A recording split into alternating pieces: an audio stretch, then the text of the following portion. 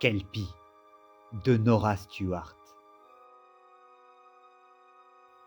Sur les rives du Loch, un homme guette l'horizon. Il fixe une zone précise avec attention. Dans les roseaux, une étrange et archaïque imitation des effigies antiques, de branches mortes d'algues, de débris de bateaux, se dresse cette figure effrayante aux abords de l'eau. Nul ici ne sait depuis quand il est là. Les locaux ne s'intéressent guère à cela. Pas un seul intérêt ne lui est jamais porté. Lorsqu'un pêcheur l'approche, il passe sans regarder. Mais l'homme seul aperçoit, comme sorti de la fange, un cheval somptueux près de cette statue étrange. Sa crinière mouillée est d'argent, sous un soleil qui succombe. Dans un crépuscule ardent, on perçoit sa robe couleur de tombe. Il paie généreusement. Les sabots englués dans la boue, une algue solitaire cascade le long de sa joue. Il est seul sur les rives embrumées, comme une peinture onirique, réflexion parfaite d'un paysage gothique. Il va, vient, ne semble pas affamé. Il guette d'un œil blanc comme le cristal l'homme sur la butte qui se dresse comme un fanal. Il se souvient de ce jour lointain où il avait rencontré cet étrange bucéphale qui se dresse à nouveau, odieux animal, là où ses pleurs et son sang se sont mélangés abondamment. Cela remontait à sa douce jeunesse, époque révolue d'une intense tendresse. À l'horizon, le crépuscule déclinait, avec lui petit frère près du loch il marchait. Lorsqu'apparut comme sorti du chenal, la silhouette blanche grise d'un cheval. C'était une image tout droit sortie d'un conte. La belle cabale se dressait fière parmi les herbes hautes, l'allure radieuse, la crinière d'argent serpentant le long de ses côtes. De ce loch brumeux, il semble le mastodonte. Jamais les enfants du quartier n'avaient vu pareil destrier. À vrai dire, ici, les chevaux ne vivent que sur les hauteurs, près des fermes et des bergeries, là où l'herbe est meilleure. Pourtant, ce solitaire visiteur semble apprécier l'herbe boueuse et humide qui se tient à ses pieds. Paisible, amical, il regarde d'un air presque humain les enfants qui se dressent sur son chemin. Petit frère demande s'il peut monter sur son dos.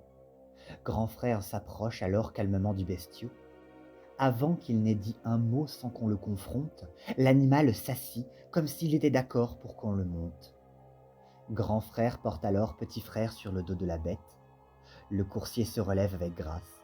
Petit frère est en fête. À califourchon, le petit enfant imite le chevalier tout en riant. La cavale tourne sa tête vers lui d'un œil souriant. Grand frère regarde avec joie ce spectacle innocent. Il se demande si ce cheval vit ici depuis longtemps. Son regard amusé se fige comme face à un mystère. Il croit décerner sur la robe un reflet de lumière.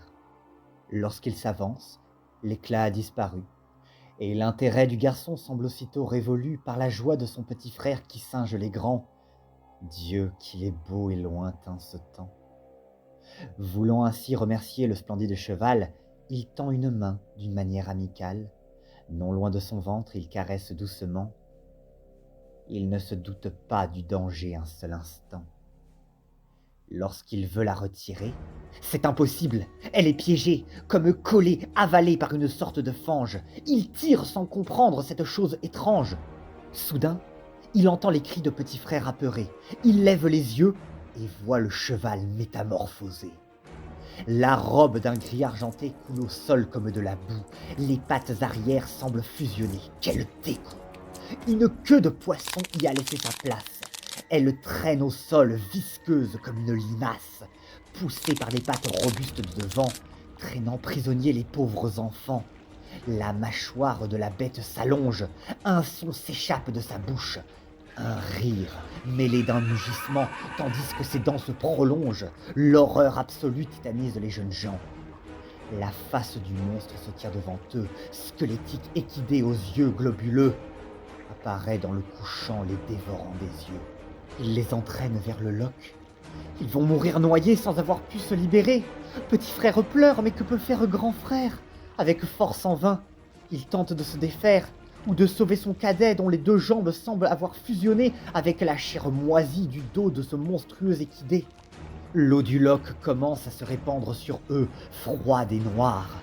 Grand frère se débat comme un fou, hurlant au désespoir. Dans un dernier élan de folie, il fouille dans sa poche et en sort un petit couteau tandis que les flots se rapprochent. Petit frère crie mais son cri s'éteint, une vague d'eau du Loch l'a englouti soudain. Le corps du monstre plonge comme une baleine. Grand frère n'a que peu de temps, il se tient en haleine, et d'un coup violent, mais non dénué de raison, il plante la lame dans sa main, qui saigne dès lors à foison. Ce geste terrible, c'est sa seule délivrance. Il sait que s'il ne se libère pas, il n'aura plus aucune chance. Malgré la douleur infernale et l'air qui se raréfie, il n'abandonne pas, il s'accroche à la vie. La lame danse de gauche à droite sans cesse. Il faut qu'il la coupe pour échapper à cet Hadès. Son cœur bat plus vite, l'air lui manque, le sang monte comme une fumée. Il ne doit pas se laisser choir, c'est maintenant ou jamais. D'un coup sec, il se libère dans un tourbillon vermeil. La perte de sa main est un douloureux réveil. Il patauge d'une main pour remonter à la surface. Mais avant de partir, il se retourne encore vers cette horrible face. La bête le regarde, petit frère sur le dos. Il ne bouge plus. Il est mort sous les eaux. Il s'enfonce dans les eaux du Loch toujours plus profond, avec la créature qui salive de manger ce garçon. Une fois ressurgi parmi les vivants, grand frère court alerter ses parents. Petit frère a disparu, quelle pile a attrapé, déclare sans attendre le pauvre rescapé. Ses parents ne le croient pas, ce n'est qu'un enfant. Ce doit être une mauvaise blague qu'il doit cesser sur le champ. Grand frère montre alors sa main.